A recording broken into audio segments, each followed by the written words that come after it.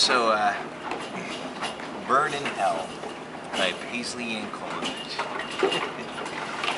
Well, Burn in Hell was originally titled Burn in Hell and Other Love Songs. That was the working title, and I didn't keep it as the title because I didn't want anyone to think that the album was a joke. And it contains some of the most intense stuff I've set to record to date. Recorded it with Don Maloney. It was our first entire record that we did together. I think it turned out exactly how I wanted it to turn out. So if you don't like it, it's all my fault. Don tried to talk me out of all kinds of stuff. The first song, All I Wanted, starts out with a poem I wrote called The Last Word. And I wrote that when I was working in hospice as a chaplain, and I was dealing with people on their deathbeds every day, and the arrogance that people had on their deathbeds every day as they were facing their final curtain. And I decided to include it as part of the song and to kind of set the timbre for the record, to have poetry throughout the record, which of course I've never done before. That's a spoken word thing. And All I Wanted is about a 15-year-old boy who's in Hollywood and out partying and out manipulating older men with his looks and his charm to get free alcohol and rides to cool places, and he winds up a prisoner and chained to a sink in an empty Dexter-like basement, and ultimately murdered. And it's an uplifting song. You can dance to it. And I remember all the times I did it live, how people would laugh, because when I said, you know, I wonder what my parents would think when they knew I gave it up for an underage drink, and they thought it was funny, you know, that I would say that, and watch people gradually understand that I was singing about the kidnapping and murder of a child. You know, maybe a very worldly child that was beyond overly sexually active for his age, but a child nonetheless. And I love setting the record up with this assault on people's perspectives of life after death, and following it with this seemingly benign, catchy little Guys and Dolls like show tune. The song always reminded me of the opening of Guys and Dolls, when they're going, the paper says right here, the horse is Paul Revere, and yet I'm singing something so horrific. And for me, as a listener, when I listen to the record, already it's off kilter. I really don't know what to expect at this point, and it's an overall visceral assault on the senses, and it goes into Hole in My Heart. I've probably said this already 5 times since we started making these videos. It's the most beautiful song I ever wrote. Hole in My Heart is Paisley perfection, like, meaning the idea, the tune, the words, the background noise, the whole recording process. That song turned out exactly as I envisioned it.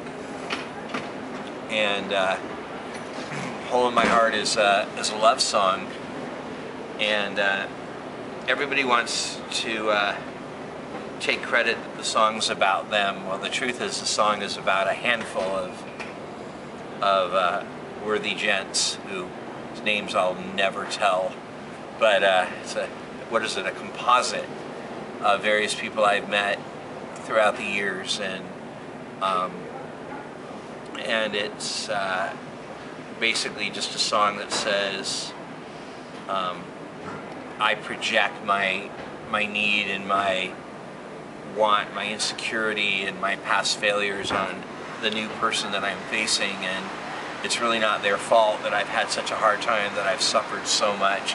I find it interesting when I hear people who've reviewed the record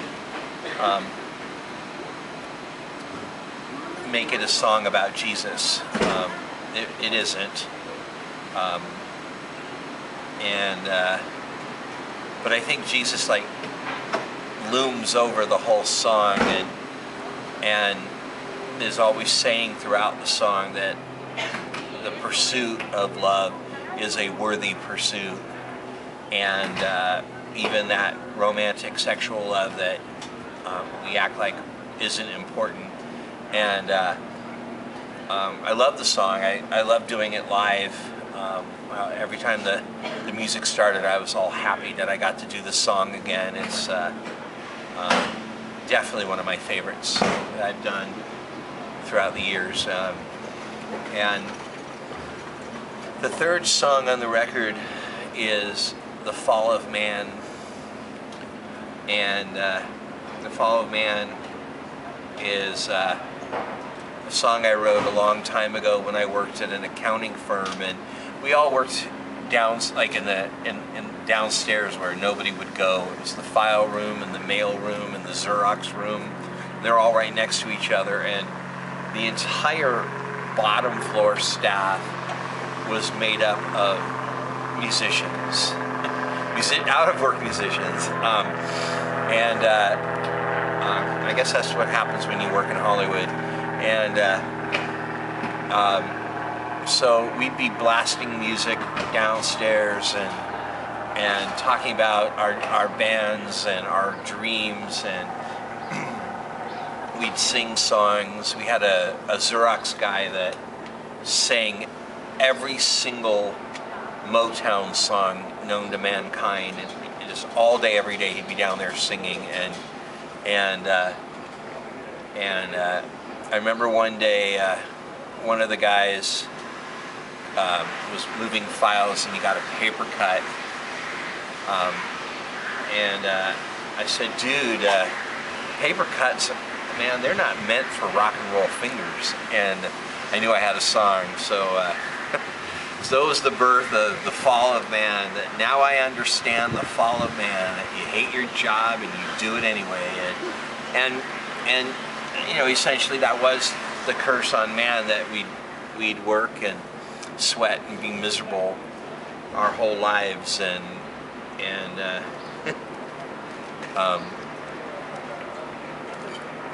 again, that's another one of those performance songs where when I've played it in an environment of people who hadn't heard it yet, I love watching people try to figure out what I was singing about. I think sometimes people attribute a tremendous amount of sophistication to my work that is not there.